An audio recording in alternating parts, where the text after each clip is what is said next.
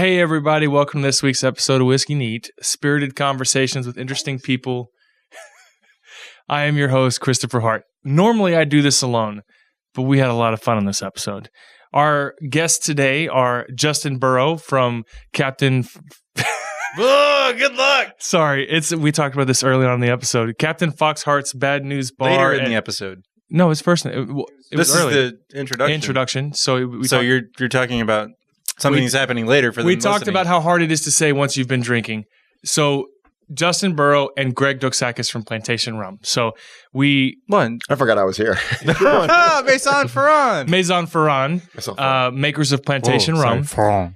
And there's no sponsor to this episode. We didn't receive any money. This is just a fun episode. I love Dox. He's been here since episode 1. This is his 3rd visit. And my first time meeting a veteran and a legend in this city, Justin Burrow. Legitimately a legend and a veteran in the city. How long? 20-something years?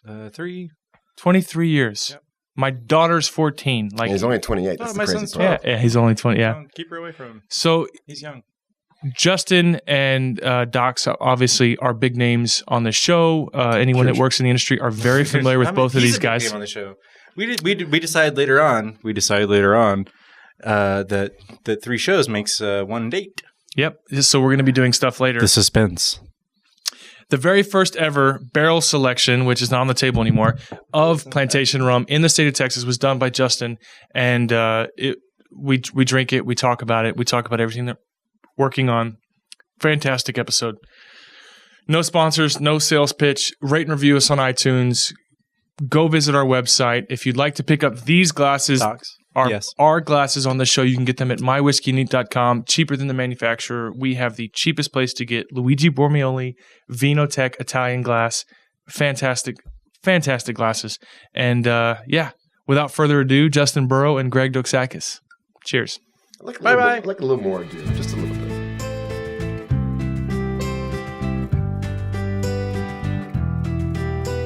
Thank you so much for coming on, man. Hey, thanks. Very nice to meet you. Dox is our third show. Third show.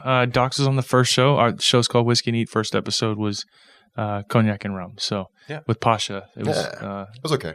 It's okay. We were still learning. It's our inside joke with Pasha. It's okay. We were learning quite a bit. So I'm glad you're here. I know there's quite a bit we want to talk about. I mean, Justin has been, you've been, I've looked up an article recently that was in 2013 that mentioned you as a veteran in the industry here in Houston. And I don't know what you'd be. 23 years? Yeah. Yeah. So it's a little bit more than. Behind a bar, yeah. A little more than veteran. I heard you were at one point making fancy drinks out of cups at Old Fitzgerald's. Yeah, or not Old Fitzgerald's. Fitzgerald's. Well, I mean, that's the bourbon stuck in my head. That went on for a couple of years. You've been a lot of fun, seasoned all the way around. Yeah, man. I don't know. There's a lot of bars to work behind, and especially in Houston. Yeah, I worked behind a lot of them, and now I've got one. But it's longer than all the other ones. Got one of the best ones. That's okay. I've heard. I know that it's a haunt of a mutual friend of ours. Pasha has already mentioned.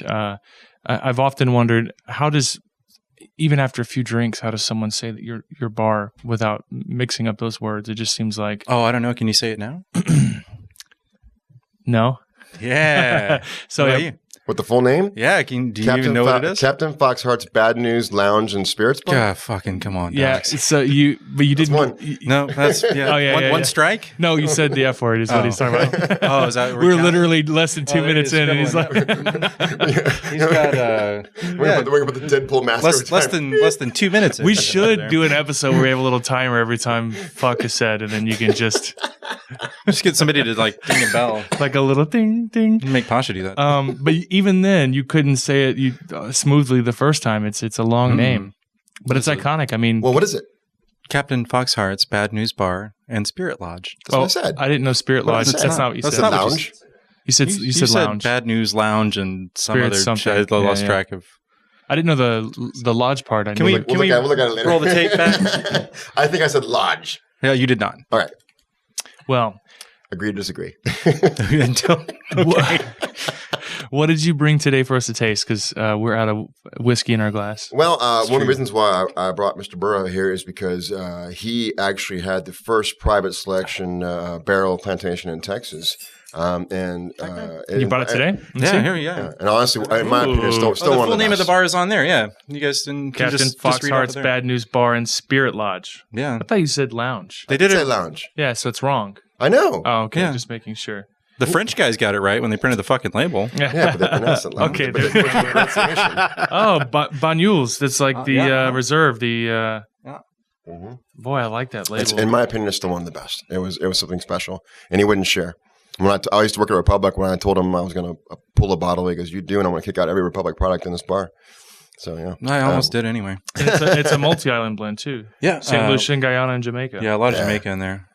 Yeah, It's listed last, but I think there's a fair bit in there. I mean, when you think about it, what a taste it? sure, Yeah. what a funky little trio right there. The St. Lucia, Guyana, and Jamaica. I mean, I think we're just worked through our last bottle at the bar. There might be a pinch left in the last bottle.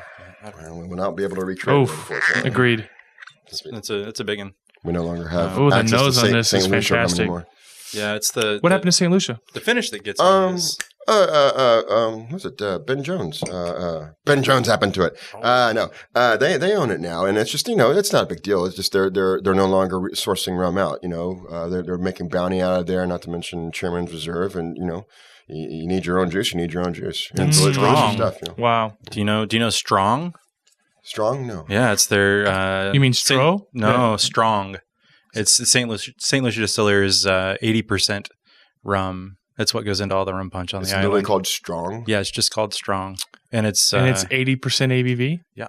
Wow. There's a Czechoslovakian or kind of like Belarusian rum called Stro, and I think they've got one that goes like 90% or something. Oh, God. the first guy that finished the 100 list at Anvil when we first opened did a shot of Stro 80 Oof. and then ran a lap around the block to celebrate. And then died. He didn't die. He got a ride home, but no The deaths. nose on this is incredible. No, I'm telling you. I used to work at Downing Street years ago, and one of the owner's wives insisted that we carry Stro for her. And whenever they came in, I'd be like, it's a Stro night. Everybody buckle up, Yeah. That's what happens when you drop like 12 butterscotch into a can of gasoline. Man, first thing you get on there is that St. Lucia, that definitive St. Lucia smell, which is delicious. I thought when you said that you guys stopped carrying St. Lucia or had access to it, I thought it was like the Nicaragua situation where they were like in Civil War or something. So, no, I tell you, I wish I know that Florida Cana has righted it wrong in that situation, or at least taken the right steps, and that was one of the reasons why we no longer sourced rum when that all came to light.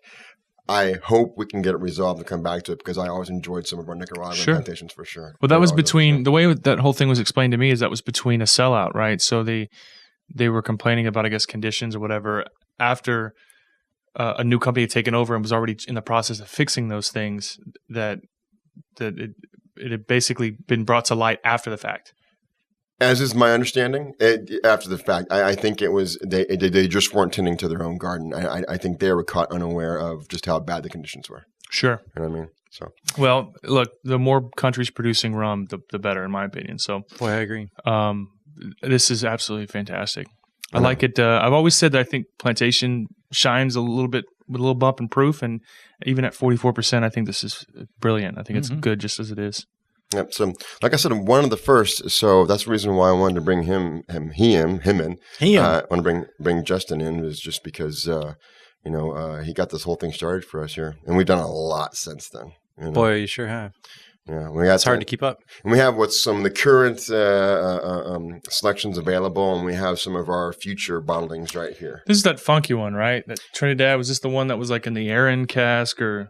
No, that one's in the white Pinot de Chiron. Chiron. Yeah, okay. So it's going to be fruitier than most of our Trinidad rums. There's a darker green label that I think was it was an Aaron cask or something. It was peated. It had a lot of funk on it, and it was also like, when I say funk, I mean like Scotch funk. Like it was like a really smoky.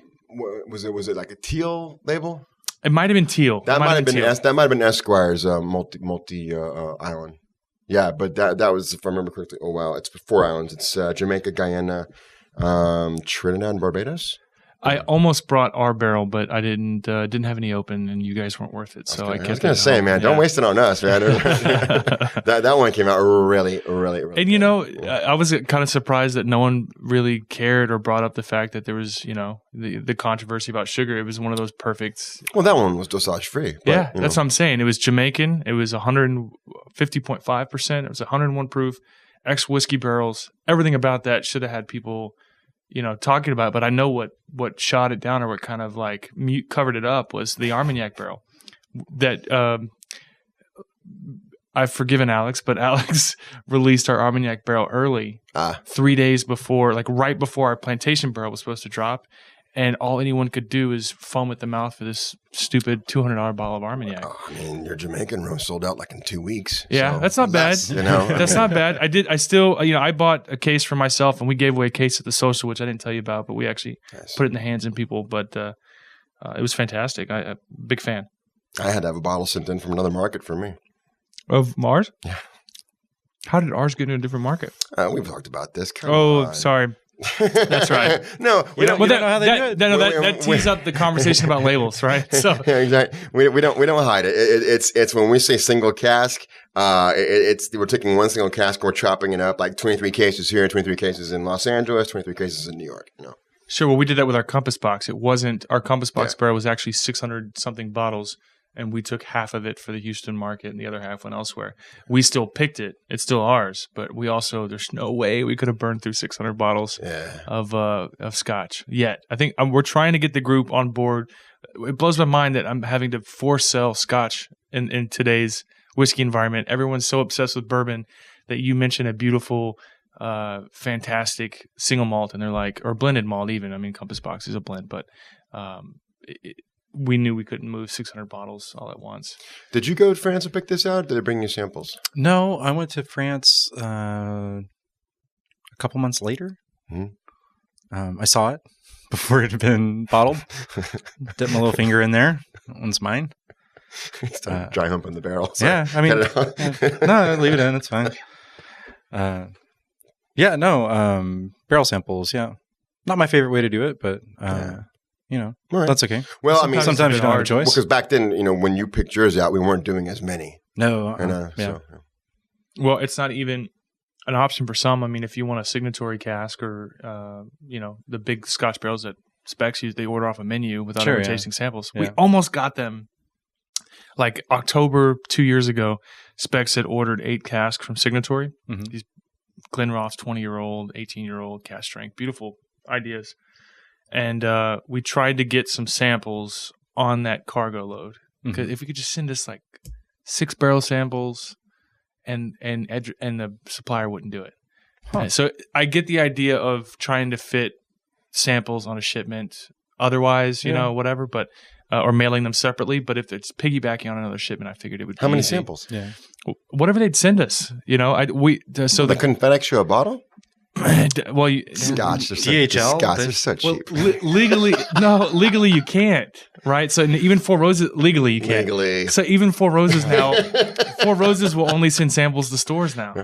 And actually, they stopped doing samples altogether. But we picked out good for them. We picked out a barrel at Four Roses, and they bottled a sample of it for us to kind of tease people with, and they sent it to the store direct. But trying to get some brands to send us samples now, it's difficult, you know.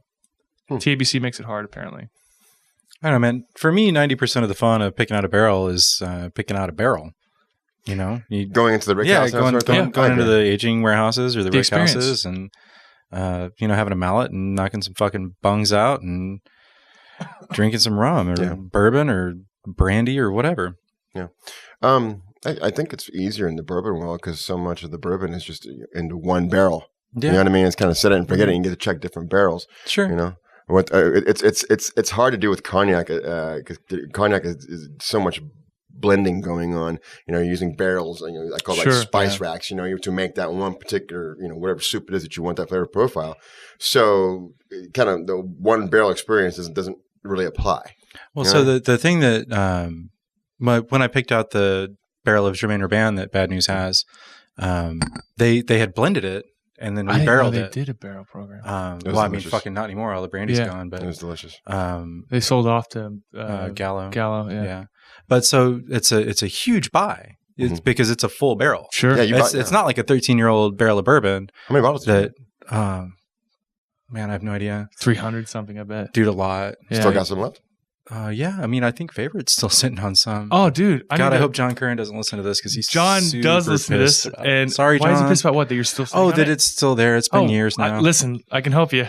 Okay. Yeah, so John and I have a great relationship, and I've been meeting. I wrote down a couple episodes back. Someone brought him up, and I've been meaning to reach out to him about what he is still sitting on that he'd love to get rid of. Oh yeah, because that's I'm sure pretty much the top of his list. And if he's got a private barrel of that brandy out of California before the sale, there's no John. If you're listening to this, there's no reason we can't move a shit ton of it immediately. That's fine. Sell it. I'm gonna reach out to him. I've been meaning to reach out to John to see what he's got sitting around because I know that's what the Houston Morgan Webber and Kristopher were talking about. I think Alex has some down at NASA right now. It should be sitting on the shelf. Yeah. How much a bottle do you remember? Oh, I don't know, 50-ish. Oh, dude. Yeah, I mean it's we can move dirt that. cheap for brandy. Okay, I think we're about to get some Christmas gifts for the group. Good brandy too. Yeah. Well, it's the only other craft brandy. Not the only other craft. The second craft brandy I ever heard about after Copper and Kings. Copper and Kings. They were around way before. Yeah. But nobody was really talking about brandy. I mean, I was sitting at the wrong bars. Man. I was sitting at the wrong bars 5 years ago, and I was in love with it. Yeah. The bars, but the average consumer was not. It's like grappa, brandy, Armagnac. No one's really talking about it if you're the average consumer. So Posh and I are constantly going back and forth with anytime somebody's talking about the other in like a positive light, we'll respond, he's okay. Yeah, I reached out to him and said that you were coming on, and I didn't know that you guys were so close. He's known you for a long time, and we were texting each other about you, and he said, I got a story I'm going to tell you. I'll email it to you later when I get a minute. It's too long to text. And do you know what story it is? No idea. So he said, I won't read it word for word on air. Are we rolling on this? Yeah, we are. Yeah. Well, you know what? I may read it on air. Why not? Do I vomit in the story? No. Excellent. So carry on. It was very sweet, very endearing. So I hope you can take flattery. No, goddamn, that's the worst. Brief story about Justin and one more. Jot that down. A brief story about Justin and his perhaps unintentional influence on me and the bar. While I had wanted to go into the bar industry for years because I love the culture of good drinking, it was until the opening of Anvil and meeting Justin through mutual friends that I saw how far down the rabbit hole it could go. About 8 years ago, he was at my house, and while I thought I knew a decent about classic drinks and spirits, I didn't realize how little I didn't actually know. He asked me to make a Campari sour, and I just kind of froze. It had never occurred to me to make a sour with just Campari. And while I'll never forget the look on his face, it wasn't mean or anything. It just kind of felt like disappointment. And I felt so ashamed that I resolved to learn as much as I could and spend the next several years studying and experimenting as much of it as I could. I respect him tremendously and still see him as an uncompromising and unofficial mentor, tracking all the way back to that single moment. That's sweet. Try not to cry. I'm not crying. Pasha's probably crying because he's like, I told you not to fucking read that shit on the air. Stop crying, Pasha. 2 minutes in each segment. Sorry, I love you, Jack. I can absolutely back that up 100% that he does not compromise ever. So no compromising here. No. I mean, unless I have to. So what's next? All right, good. Well, let's try something that's. You want to drink more rum, or you want me to pull something out of this bag? Well, what's in the bag? First of all, what's in the bag? We'll find out when Doc says that he's done drinking rum. Got that reference? Let's look at this one here. It's not a head. I brought a range here. The dosage level. We have 0, 6, and 12, and this is the 6 right here, the mid card, if you will. Sorry, what's a range here? The range of dosage. Oh, a range here. The range. I thought you said a range here. I was like, is this a new term? I've never heard of this. It's a French term. It's a range shear of rum. Yeah. Shear. So this is the Panama 12-year. This is an exclusive for our friends in Austin at the Austin Shaker. Have you been there before? Boy, I love those guys. Those guys are great, man. We were just in Martinique and St. Lucia together. Oh, really? Yeah. How was that? Fun? Fucking killer. I bet. He realizes that after he says it, he looks over like, oh, crap. Well, that's just going to be what it is, y'all. I mentioned before you tell us about this. We had started a lead into the label issue and how that works over at Plantation. We had an issue, for those who don't know, where our barrel got released and we split it up to our stores, and a store up north accidentally got the same barrel with a different label on the it. West Coast. It's still the same barrel, right? Yeah, it was the same pick. Yeah, just different label on it. So Correct. Because of the confusion. Whether that happens sometimes, which we've talked about openly, sometimes it happens at the distributor level. Sometimes we had an issue locally in which Russell's Reserve had been boxed wrong at the My Four Roses barrel for the Whiskey Social. Half the barrel that showed up at our store was someone else's barrel. So we had to and then it turned out it was just stickered wrong. And so it all worked out, but for a brief second, we were all like, holy crap, we're freaking out. That's always such a mess. So what you guys have decided to find a way to fix that, and I'll let you take it from there. Well, see, we're throwing the label. We'll put whoever is the selection is, but we can't put it on the direct label anymore, simply because of, number one, the issue that you mentioned, which did happen one time, but we've had issues with, even though we get a buyer to do the proof on the label, when it gets there, they say, you spelled it wrong. Well, you approved this label. That we've had times where it's been slowed down. I know it takes, it slows down TABC on doing their COLA, their certificate of label approval. And so sometimes, remember, we didn't get your rum until was it January 5th, 10th, something like that? Way later than we thought it was. And I said at the earliest October, at the latest December 1st. So store names and company names don't have to be approved by COLA approval. So if you were to do a one single COLA approval for the barrel itself, or like if you covered a range, like what Copper and Kings does is they just put just a separate black sticker over parts of the label of the name of the group or whatever. So you don't have to get COLA approval for that. We don't want to do a separate black. It's hard to match the label that way. Sure. So what I think we're going to do this time is I did this for Esquire Tavern last year because they wanted their actual logo on there. We're going to do a secondary label. It's just kind of off to the side, and we're going to blend it. And it's going to look a little bit more natural than just putting that secondary label up there on the front. A Band-Aid, basically. A Band-Aid. We did do it for a Trinidad. Oh, man, a Trinidad that was out there on the West Coast. Michael Goldman sent me a bottle. And it's a blend of 3 different Trinidads, different vintages, that is. And it looks great, except for the sticker just right across the front. It doesn't look good. Yeah. It doesn't look good. So, well, whatever works. Yeah. The first try at it, you guys nailed it. I thought that was a beautiful label. I was so stoked when I got it. No, well, this is kind of a, and I know it's expensive, and this seems more expensive. Though, right? It was an expense thing. It wasn't. It was, and this is of a sore point. Rocky. I thought Rocky was going to quit over this. Cool. When we were talking about this in France, when we decided that Guillaume made the announcement that this is the route we're taking, and there were 2 camps. Those that were like, good, don't want to mess with this, and those over here, they're like, oh, but it looks so good. Yeah. But no, I'm confident that we're going to make it work anyway, at least in Texas, whatever I have my hands on, it's going to work out. Sure. Man, it could be a piece of white paper and everything could be written in Comic Sans. I'd still buy it because it's delicious. Yeah, well, honestly, and a lot of times, if you guys... Sanskrit or get their GTFO. You're welcome, Jack. If you get something that kind of complements it, but it's strikingly different, in contrast, Sure. If the secondary label can contrast to the primary label, it can work. It can look good. Sure. So this one, go ahead. I'm sorry. No, I was just going to say, so we're not doing away with it. We're just going to try to resolve the issue of mix-ups. I'm going to do it locally. Fair enough. Do it locally. Yeah. Now, what are we? Is this one or that one over there? This is this one right here, and it's a 12-year Panama. It has been triple finished in the P.D. Aaron cask. Can I see that bottle? Yeah, sure. So it's actually going to be it's 9.5 years in the bourbon cask in Panama, 1 year in Franc cask, and 1.5 years in the whiskey cask. And this one is 6 grams per liter dosage. What is? I've never seen this before. Alcohols del. That's a distiller.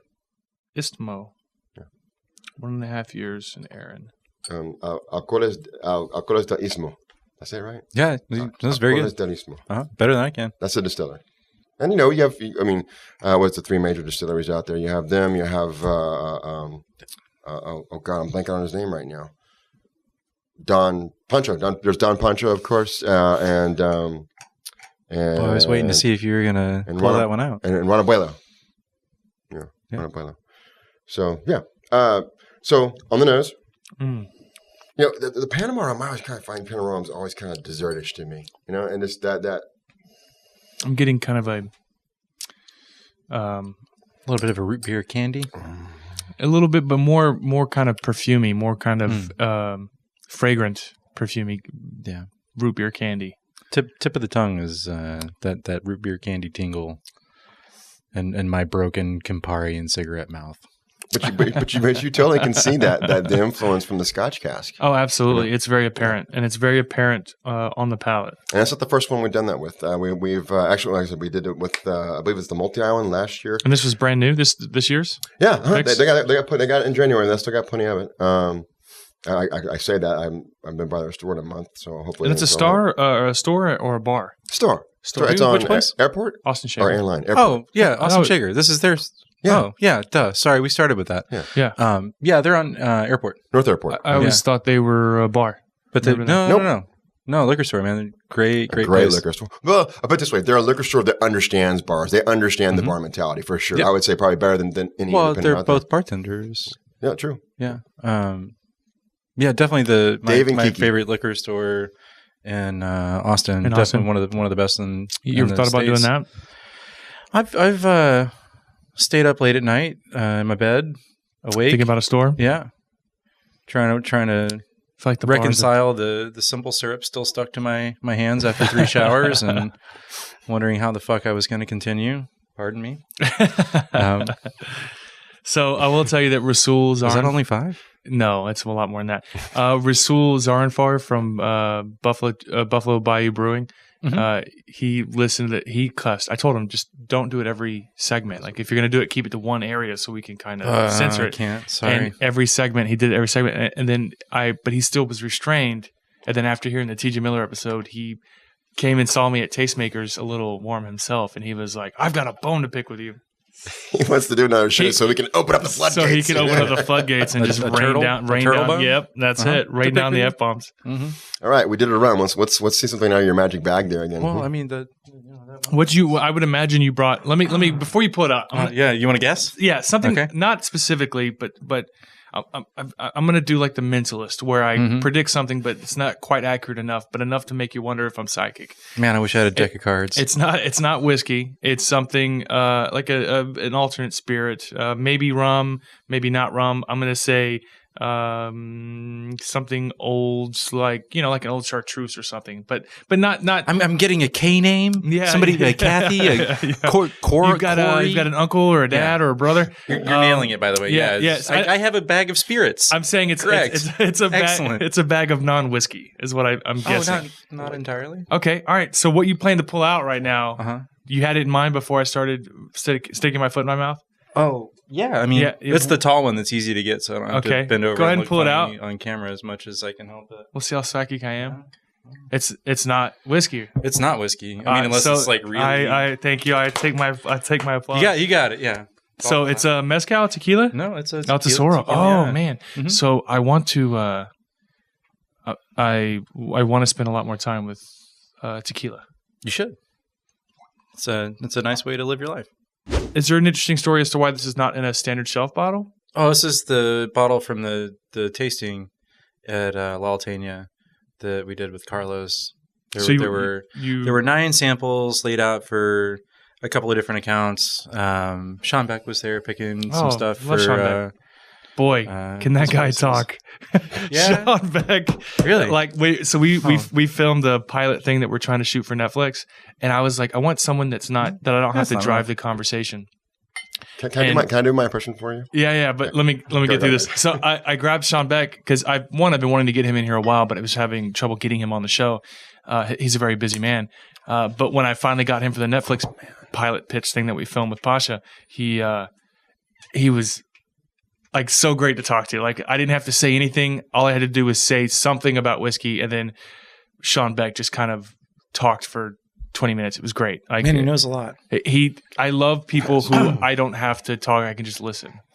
I told him he's mellowing in his older age, so he's nicer to reps than he used to be. And I think, I believe that. We think, and I tell you what, every wine rep in the city of Houston owes his daughter a big thank you, because I think that little young lady softened him for sure. I told him this the other day. So here's my impression of Sean Beck when he's tasting a new spirit for the first time. Ready? I'm gonna try it. Here we go. So for those just listening, go to Facebook and watch the video.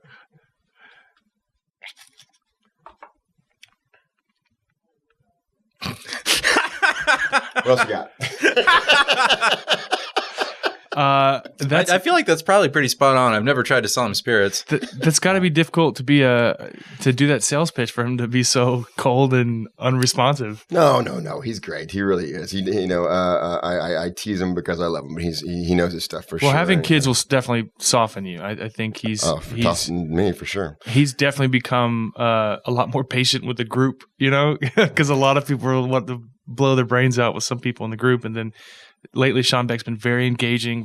He's just an awesome guy. We spent some time over at Canino's and kind of sourcing product for a meal, and I want to hang out with him beyond a professional environment, especially me having some 3-year-old daughter. This is phenomenal. It has that when you first hits the tongue, it has that subtle, soft cocoa notes. You know what I mean? Yeah. You get that? It's just it's lovely. Yeah. Not as much black pepper as a typical Blanco from La Alteña, but it's still there. I don't want to say there's a peppery finish, but there's a peppery after feel. Your tongue gets a little numb on. I pick up on a little citrus. It just me? Yeah. No. That's very typical of the tequilas from that distillery. Tell us about it. What was it? An easy drink. So it's a Altesora Reposado that was aged 9 months to the day. It was a few days shy of that when I was down there doing this pick, and I asked Carlos if he could wait a few days until it got to 9 on the nose, so that it would be easier for me to remember and talk about. Sure. I don't know. So you guys, is it just you bought the whole barrel? Yep. And is that here yet? Oh yeah. Where is it? What retailers do you use? Damn near gone. Oh really? Yeah, we got. Not all the way. It was a big barrel because they only rested for 9 months. Yeah. So there was plenty of it. And Frank's been talking about coming in here to do tequila. So it's one thing. You haven't had Frank yet? We've had Frank on for makers. Frank Krockenberg or Fernandez. Fernandez did, and we talked about doing a tequila episode. And El Tesoro was the only tequila at the social last year, and it was a massive hit. I am a fan. Does Frank? Yeah. Does he know tequila? Frank, I was about to say. Frank is yes, tequila. Yeah. In fact, I've seen there's been a few online arguments that I've tagged Frank in, and he'll swoop in, and he's so smart with this.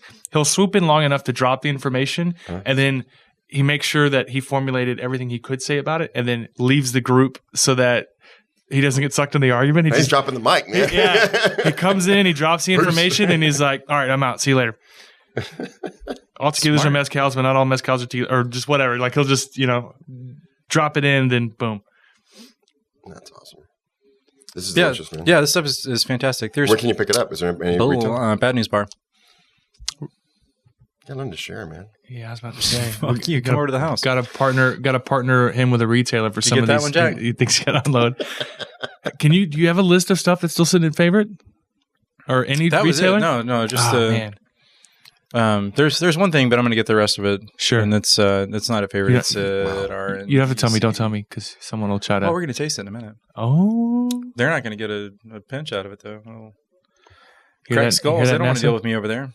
Go where? Anywhere. In general, public places. All right.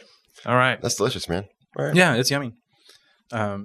So funny story about this. When I do the barrel picks from the places and empty the barrel, I try to get them to send it to me. So far, the only 2 people that haven't wanted to do that are these folks, because shipping on that would be terrible. No, I'm sorry. And which one of the barrels would I have gotten? The distributor hates when we do it also. Sure. Nobody wants to mess with it. Get it. Sorry, just to be clear, what are we talking about? To get the physical barrel. Oh, the hard barrel. That I've emptied from, Sure. And then Jermaine Urban did not want to send me the barrel either because they are expensive. And they're going to use it again. And they're huge. And they're going to use it again. Well, I mean, they're not anymore, but should have sent it to me. But yeah, so when Altasora is owned by Beam Centauri, and when they sent me the barrel that Beam paid to have shipped over and all this stuff, and Glazier's finally delivered it, and I teeter-tottered it up the stairs to the bad news bar. I got it in, and I realized that it was not your barrel. It was a Jack Daniel's barrel, which Let's use the age of tequila in. Not all of them. I mean, a lot of them. A lot of them. But it was funny to me. Why would they use Jack Daniel's barrels? Well, because it's whatever barrel they can get a hold of down there, man. Right. Well, I guess in my mind, and after the whole Brown-Forman situation, they get what they can get. Sure. Yeah. Jack Daniel's barrels are abundant down there. Yeah. So was it your barrel that was aged in? Yeah. Oh, okay. So it wasn't I remember it. Yeah. Like I remember the barrel being. But you realized it was a Jack Daniel's barrel they used to age. Yeah, that Beam paid money to get shipped to be like, oh, look at that thing. It was funny. It was funny to me. Yeah. No, it is funny. I thought you were saying initially that it was a mix-up. Sorry, Haley. She was pissed. Why was she mad? Oh, that Beam. Yeah, that Beam paid for the. Why would that make her mad if that's what they were? Because it's branding wise, decidedly not on brand. Okay, so I will agree with you that because a lot of brands will basically paint over the head and restamp them with the new logos. Yeah. Right. So I guess it would have made sense if El Tesoro painted over the Jack Daniels and put the new. So Beam. this one's on Beam. There. It is on Beam. That's the point. Yeah. But I mean, thanks for the barrel, guys. It looks good in the bar. But get your shit together, Haley. No, it wasn't her fault at all. You be sweet to my Haley. That's not what you said before the show started. We'll talk about it later. You said we're going to have to cut this whole I don't know if anyone noticed, but he said the show sharded. What's next? Ooh, who said that? Barbados, 2007. Okay. Oh, I got to drink this tequila. There's a lot of it. I'm trying not to. Are there more glasses? No. Oh, well. I mean, there are some. Pour back in the bottle. There's some more glasses. I grab you a glass. No, we'll wait till the next. Leaves the bottle. It gets drank, Docs. That's how that works. All right. You might have. Actually, Jack, if you can, in the boxes down there, see if there's any clean ones. Not to interrupt the show. I promise not to cuss while you're away from the notepad, Jack. Which was normally not a bad thing. What's that? You can't. I can't get the agave out of that glass now, which is normally not a bad thing. You're not going to. It's not a bad thing. Who cares? We could rinse it with some of that 89 Taylor. 89 Taylor. Yeah.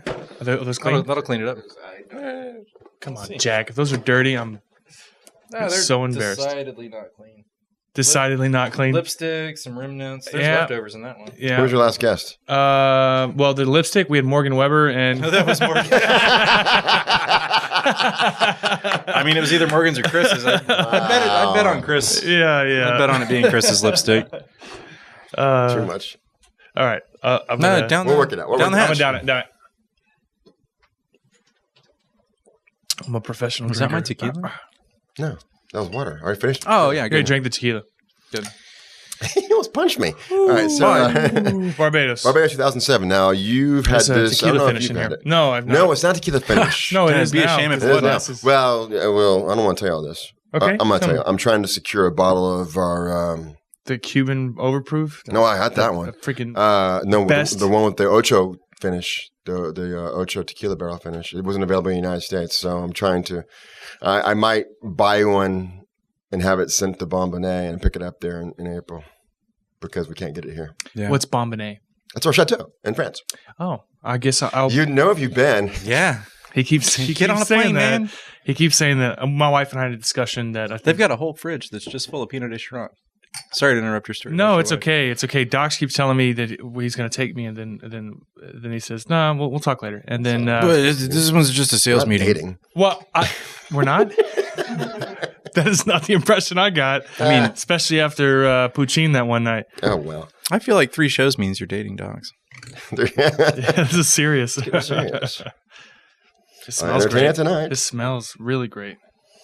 Okay, so Mount Gilboa. Yeah. This is not even from our West Indies facility. It's from Mount Gilboa. So this is the Mount Gay Distillery. This is the result of me complaining too much. It finally paid off. Yeah. Oh yeah. So last year when I didn't get any Guyana, Texas, Guillaume to shut me up said you can have this. So the only place you can get it outside of France or say Europe is going to be 2 places. One is Quebec and the other one is Texas. We got it all in Texas. Who has it right now? For sale? Yes. Ryan's Liquor, Ryan's Liquor up on the north side does. Does Flax have Cypress. it? I don't know. I ask because it's 10 years in bourbon, 6 months in Ferrand. It's 58.2%, 58.5%. Yeah. I haven't even tasted it yet, and I'm already like sweating. It's one of our strongest. And some of the best rum I ever had was Mount Gilboa. And it's the most expensive one we have. It's going for about $100 a bottle. Whoa. Really? Yeah. Damn. It's a one-shot deal, man. Mount Gilboa, do you know the story behind it? I'm sure you do. It's been years. Yeah, Mount Gay. There was a brief run where Mount Gilboa was in production. Velier bought a bunch of their barrels when they shut down. And some of the best rum I ever had was the Blue Label not Mount Velier, the Velier bottlings from Baruco Gargano. They're not here in Texas yet, and they just hit the U.S. and New York. You know Kate Perry? Very well. Yeah. So she's slinging their products right now, and the Blue Label Mount Gilboa is some of the best rum. That's, I mean, just it blew me out of the water. Yeah, I haven't even tasted this yet. I got a text from her the other day that she's going to be around soon. So every 4 months, I'm sorry to interrupt. Every 4 months, I bother her and say, "Hey, when you come to Texas? When you come to Texas?" She's like, "We got to hit New York first." They hit New York. We got to hit Florida. We got to hit California. And I think. Well, I don't know about the rum. She as a person will be here, so I imagine that the launch is not far behind. Not too far behind. Yeah. So, 10 years in bourbon cask, 6 months in Ferrand cask. Like all plantations, it's going to spend some time in Ferrand cask. But the triple finish on this is Bordeaux cognac cask. Zero dosage. This is a heady little elixir here. It's got some punch to it. It's got a ton of body to it. That's delicious, yeah. Drinks under proof a little bit. Oh, till the finish. There you go. There it is. Yeah, it's all in the finish. Yeah. And you get that almost teensy tiny little bit of fruit punch right in the middle of the tongue. You know what I mean? Oof, my butt crack is sweating. So this will definitely warm you up. Well, I feel like if this is doing that, you probably are doing good not being on a chicken wing show. Or something. Have you heard me talk about that? No. You know about Hot Ones? Yeah, I watched the first episode of it last night. It's amazing. Not the first episode. I watched it for the first time yesterday. Which episode? Scarlett Johansson? Yeah. Which one? Scarlett Johansson? Is it a show where celebrities just eat hot chicken wings? Yes. We'll watch anything now. Yeah. Well, no. Hold on a second. You shut your goddamn mouth. It's an interview show. I mean, watching Scarlett Johansson eat hot chicken wings is pretty cool, Doc. I learned a new fetish. It's pretty cool. It was pretty cool. There's a process where each wing gets hotter. There's 10 wings, and they get hotter and hotter in the Scoville unit. You know, and then the last one's like a 1.2 million. Yeah. And, so she's like losing her fucking mind. God damn it! Again, trying not to let spoilers out about. So then he asks her about the Avengers Endgame, and she's just losing her mind with the heat of this chicken wing. So if you watch that part, he asks her a question about. He basically hits her with 5 questions about what theoretically could happen in Avengers Endgame. Yeah. Does Ant-Man shrink down into an ant and crawl up Thanos' butt, and then whatever. Like he hits her with, but a couple of the scenarios are plausible, and one of the scenarios was, do they shrink him down and bring him into the what is Ant-Man's little multiverse or the little microverse? With the whatever thing. The little thing is, the subatomic verse, whatever. Yeah. And she's sitting there and she's shaking her head, yes. She's just like, she's trying not to react. The first question was, does Captain America die? And it was that's what it was. She was like swinging her head back. Yeah. She said, does Captain America die? And she swings her head, yes. But she's really just reacting because of the hot wings, but you don't know if she's really saying yes or what. But it's a show I think you would enjoy. I literally saw this 12 hours ago too. It's not something that I've like. Oh, what's next? We're gonna have celebrities lighting their farts. I mean, come on. But it's the only way to physically harm a celebrity, right? You catch him on a press junket and feed him hot sauce. Okay. He got what's the guy's name that Jeff Goldblum. I know that. I like to see. I like to see Jeff. When it's somebody Jeff Goldblum eat a box of cereal. I mean, he's just funny, I would watch Jeff Goldblum do anything. Exactly. I watch him drink tea. He was so composed the entire time that he didn't react to the hottest of hot sauces. No sweat, no reaction.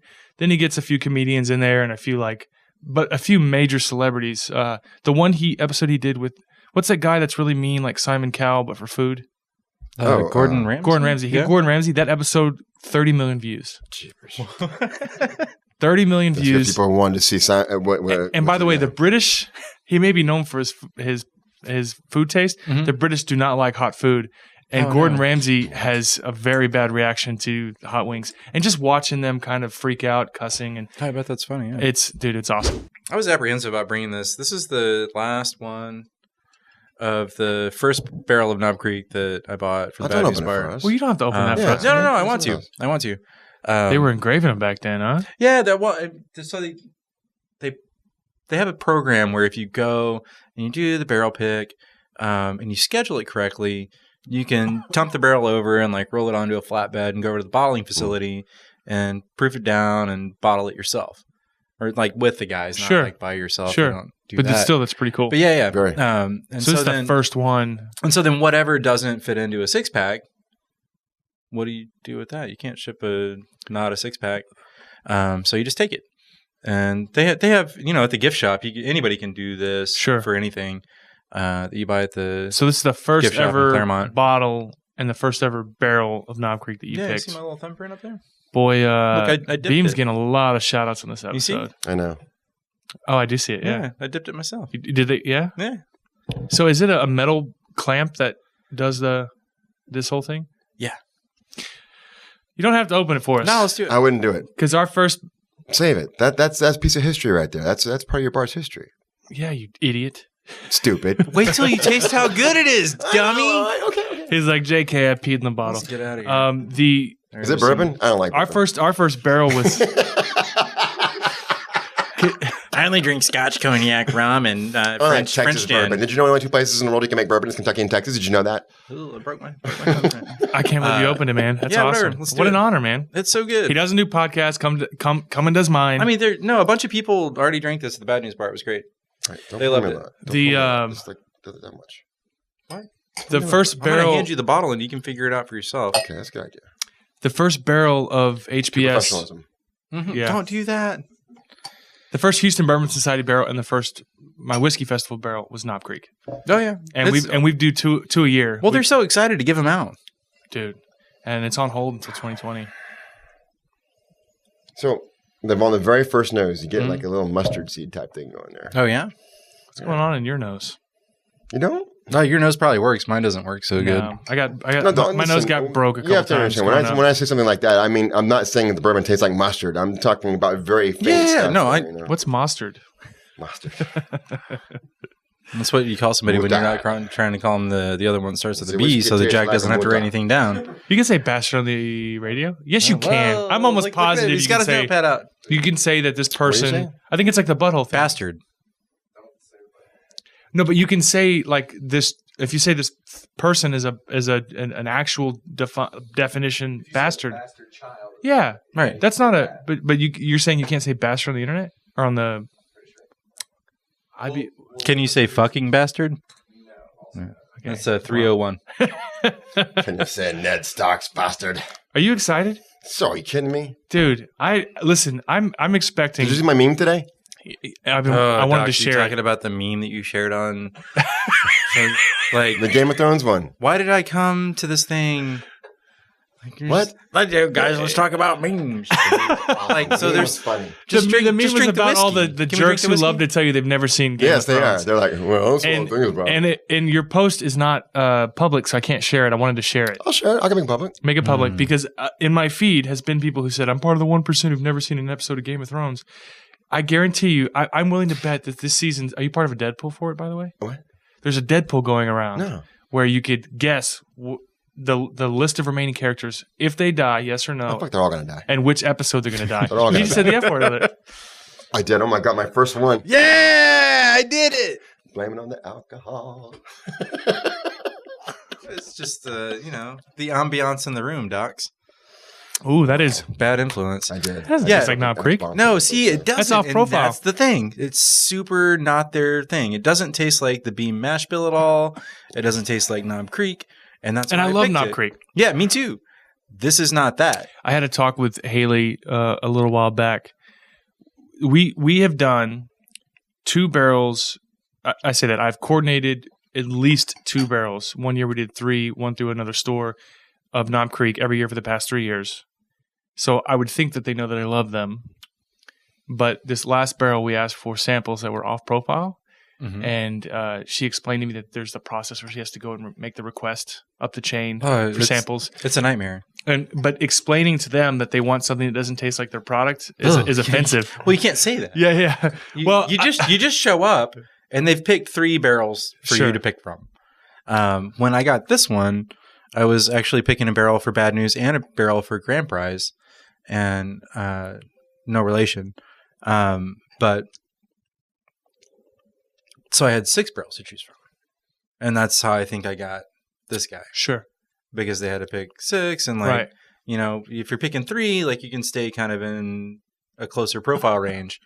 I thought the request was reasonable because I don't want something that's necessarily 15 or 16 years old. I just want something that's different just for the sake of fun, right? Sure. I collect bottles. I want something unique and fun.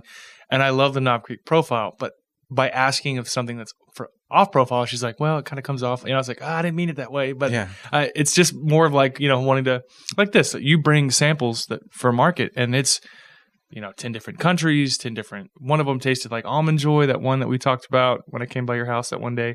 Almond Joy. Oh, that's the one. It tastes looks like an Almond Joy. So we did a beer recently that tastes like Almond Joy in a can. Mounds is the label, nice guy. Nice Guy Eddie. Nice Guy Eddie, yeah. Yeah, so it's barrel aged. We took our whiskey barrels and had Southern Star fill it with Buried Hatchet, aged it for a year, and added coconut and vanilla. It tastes like liquid Almond Joy beer. Yeah, and that right there, I got the idea of liquid almond because I tried that, and that tastes like liquid almond Joy. And I thoroughly enjoyed it. I haven't had this whiskey in a few years. It's phenomenal. Boy, it's damn delicious. You did good work, Justin. Well, I mean, all I had to do was pick a barrel of Take whiskey. all the credit. It's not like it was hard work. It was early in the morning after being out late at night in Louisville. Oof. How long do you go when you go? Like 3 days. Yeah, and those 3 days are packed, and you're miserable when you get home. No, I try to stop by Makers because it's pretty there and I like it. They keep trying to get me to buy one of those barrels, but I haven't done it yet. We enjoyed the experience. How they have so many barrels? Weren't they running out of whiskey a couple years ago? No, they have a whole new. They weren't the one purporting that bullshit BS. Wait, what? I didn't hear that. There was a report saying that there was a bourbon shortage. It was BS from the get-go. No. They weren't running out of barrels. But also, their stuff's like 6 years old, so it's not like they have to wait long for it to catch up. To me, that's anywhere from 6 to 10 years old is my range for bourbon. That's why mine's 8 to 12, and honestly, like we had a 12-year-old Elijah Craig that I just loved, but it was proof down to 94. If it was cask strength, I would say 6 to 10. I would say my one exception was Weller 12, obviously. Yeah, I think it's good. I would do the Maker's Pick we did. It seems fun. It seems like a fun thing to do. It's a big buy. It's like a $14,000 spend for a bar. That's a lot of money. You're not big on social media, but I'll tell you, the whole Morgan and their coalition, they offloaded their barrels to the group. Yeah, right. So if you've got some stuff and it's a great, don't go crazy. I'm so stingy though. I'll say something off air about. I'll just say it now. No, definitely not. Can you cut this part out or do like a little bleep or something? Is it easy? Can we hold up a? I'll wait. I'll say it off air. But there are some people who. Well, I'll wait. I'll film it and post it. Yeah. Do they like to call people potatoes? The point is that if you put if you put care and love behind your picks and you've got some excess, we're not talking about dumping 80% of the barrel in the group. But if you've got some care and love, we've got some retailers that will take it. We've got the relationship with the distributor, so it's not a big headache. We can offset some of that expense for you, and you can have better stuff for your bar or more stuff for your bar. Well, I mean, I have. I know. I didn't mean it that way, but you said it's a big spend, and you didn't want to. I'm not trying to spend $14,000 on a full barrel of Maker's Mark. If they'd let me pick one out of the Rick House that's 6 years old, that's got some what angel if we share take going on. $5,000 off that for you? What if we take $8,000 off that for you? Well, then I don't get it all. Right, but do you want to just give me $8,000? What I'm saying then you can come is, to the bar and drink it. It feels like a second date conversation. Yeah. What the hell? What I'm saying is, I'm trying to help you. Well, no, I appreciate it. If you want to do something and you don't want to do it all, we'll take the financial burden off you. I'm just probably the most stingy person that you've had on your show. I'm not as Morgan's giving. Here. I just told you. No. And you just told me also that he just like opened up a bunch of stuff. Morgan's a great guy. I'm just giving him a hard time. He's a great guy. We opened a bar together once. It was fun. Yeah, I want it all for myself. The Tremaine Robin stuff is just because people in Houston that go to bars don't want to drink brandy. I don't know what's wrong with you people. I think they'll get there. I don't know. I think with like Armagnac is the second slowest moving category next to Grappa. Brandy's right like third or fourth. No, I mean brandy as a whole, like including Grappa and Armagnac and like all of it. You know, I've tried for years to push brandy at Bad News, and you know, the guys at Anvil have tried to do brandy promotions, and it's not quite taken off yet. But man, people just can't wrap their heads around it. I guess I don't know why. It's delicious. Doing great. I don't know what the problem with you guys. Yeah. Well, I think if they called it, it's fine because we're pouring it into the cocktails. But I think if they called it grape whiskey, it would change perceptions. I don't know how the French would feel about that. What's that?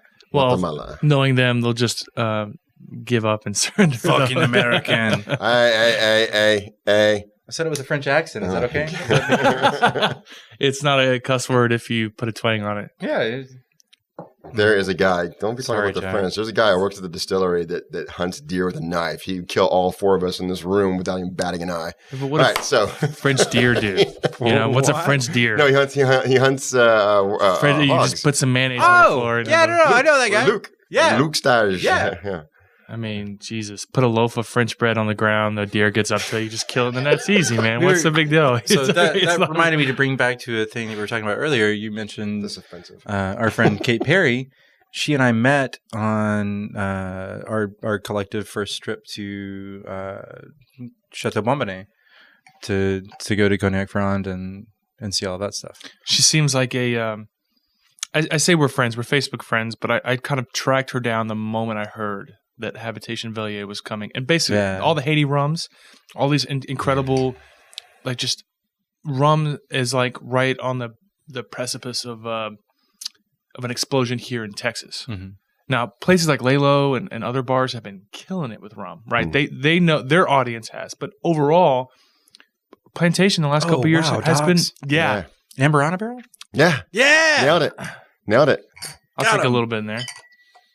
It's places, Plantation's been killing it in Texas. Coming off that 120 bourbon. Ooh. Man, it's hard. I have not given this one away yet, but somebody wants it. It's hard to get past that Amber. Somebody does want it? It's so strong. Who? Does it rhyme with? I can tell you. Does it rhyme with Hey Ho? Lassa? I'll give you a hint. They're in the liquor industry. Oh, Specs. Does Specs do private barrels, you guys? No. Oh, we can make that happen. I've offered it to them. And they said no? Oh, dude. I'm going to send it. I'll tell you something off air. Hold on. Oh, yeah? Taking notes? Yeah. Oh, man, you guys, we should have been playing tic-tac-toe this whole time and just passing the thing around. Just like wonder what the hell we're doing. What the hell are they doing? No, there's been some developments recently that have been great. It tastes like an Amber on a barrel, though. It's crazy. Where's the rum? What's Amber on? I don't know what it is. That's almond. That's coconut shavings. Like, the only thing missing is a texture of coconut. It literally tastes like you were to take a coconut and just kind of the Mounds bar without the nuts. So on the nose, I get that Guatemalan rum for sure. As long as you tell me who gets this, so that I can have some of it. There'll be some. Yes. I just want some. It's a retailer. I told you that a couple months ago when I came by your house to taste it. It's so delicious. Chris tried everything that's not available to the general public. He was smashed. I was not smashed. I did leave with a Plantation hoodie. Nice. That I've used. Yeah, he's got one too, but inside he decided to wear his little Dipper hoodie instead. I'll tell you that. Oh, sorry, I didn't even think about it. You know what's so funny? Do you know what's really early for me? Like 7:30 in the fucking morning. In the effing morning, Jack. FM. We're on the FM station. I like that. I like the little Dipper. Yeah, I'm in hoodies now also. They make a good hoodie. So I told him. Sorry to interrupt. No, go ahead. I wore a Glenfiddich sweater to Barrel. And some people in the industry were like, he wore another brand's sweater. What did Will say? Will didn't give a shit. No, of course he didn't. And so I told him about it. He's like, yeah, you don't wear another brand's. He gave a shit. He was just too nice of a guy to say something. No, knowing Will, I'll tell you something off there. I'll tell you something. I was wearing Chinar shoes around Rum JM. Nobody minded. Oh, Rum they're JM not going to tell good. you. They're nice people. No. But that's not even another have you brand. met Anya? It's another bar. They're nice people. They're not going to tell you. Okay. Well, anyways, he gave me an OFTD sweater or a hoodie. It's tight. Yeah. It's tight. It's super good. I got one. It's in my closet. It was right next to this one. I picked this one instead. Yeah. You say it's tight? Yeah, it's tight. Tied to what? It's toy. What movie's that? Oh, one of those. You like a bong and a blintz? This pipe in a crate? Smoking a pancake? Yeah, there it is. I have no idea. You're 22 years old? One more. Which one? You failed me. 21? Okay. So Amburana barrels. You keep going on what you're doing. What is Amburana? It's a wood native to Brazil, at least, because Nate from Avoir Cachaça has a cachaça aged in Amburana barrels, and that's why I knew that flavor immediately because it's very distinct. So, but it tastes to me, and I asked him about it when he first brought it to me, and was like, "Is that the tree that tonka beans grow on?" And he was like, "I don't think so." And I looked it up, and maybe it is, maybe it isn't. Like, there was not a definitive answer on the internet. I know nothing about the wood after it becomes a barrel. Sure. I don't know what grows on it before. But the thing is, like the cachaça, they're one of the main spirits. The region they use things other than oak, and there's all kinds of fun things they use. In fact, of course, we've used their the zebra wood. What? Didn't you guys use zebra wood for Renegade 2? Yeah. By the way, is there Renegade 3? I'll explain that. I'll explain both of those in a second. But we're running out of time, so hurry. Okay, so we're out of time. In fact, we have a zebra cask right here. But zebra cask is just a reference to we're using two older and younger wood. So some is dark, some is white, so it looks like a zebra. Sure. Right, but sometimes it's different woods. It's very racially charged. Got it. It's very racially charged. So you guys, come on. What were we talking about before? Okay, so I'm trying to remember what was Anvil did a Panama aged in. What was it? There's still a bottle in the Bad News back bar. I bought it from Alex. And that was South American mahogany. But what they used to age also. So anyway, yeah. So South Americans use a bunch of funky woods other than oak. Ooh, that's a big weird nose. So this is.